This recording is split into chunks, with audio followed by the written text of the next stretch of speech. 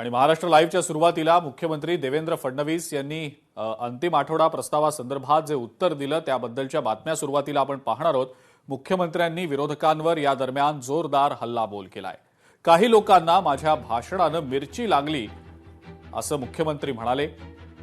टनेलला एकही क्रॅक गेलेली नाही, त्यामुळे 7,000 कोटींचं नुकसान झाल्याच्या सतत अफवा पसरवल्या जात होत्या असंही मुख्यमंत्री म्हणाले।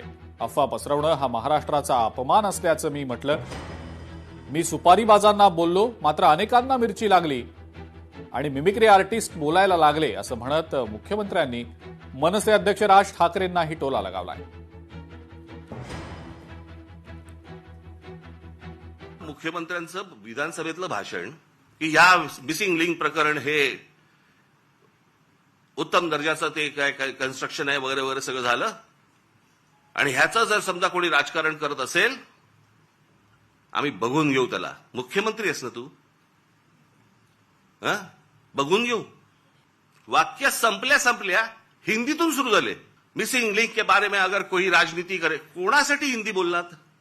समोरचे आमदार मराठी, महाराष्ट्राची विधानसभा, महाराष्ट्राच्या विधानसभेमध्ये आमचा मुख्यमंत्री महाराष्ट्राचा मुख्यमंत्री हिंदीत बोलतो। कशासाठी? कोणाला सांगायचं होतं? कदाचित आपल्याच पक्षातल्या वरच्या लोकांना सांगायचं असेल, बघून घेईन। मी तर काही सुपारीबाजांबद्दल बोललो, मी टोपी फेकली होती।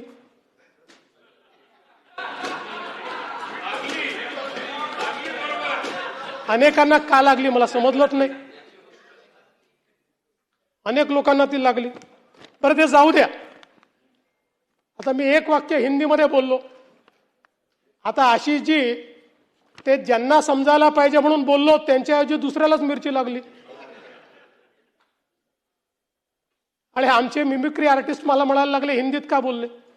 पूर्ण भाषण मी मराठीतच केलं, पण मला काही अडचण नाही, ते आमचे मित्र आहेत।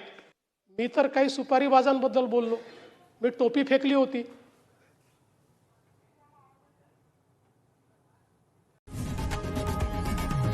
लोकशाही मराठी ऐका, पहा, जागरूक रहा।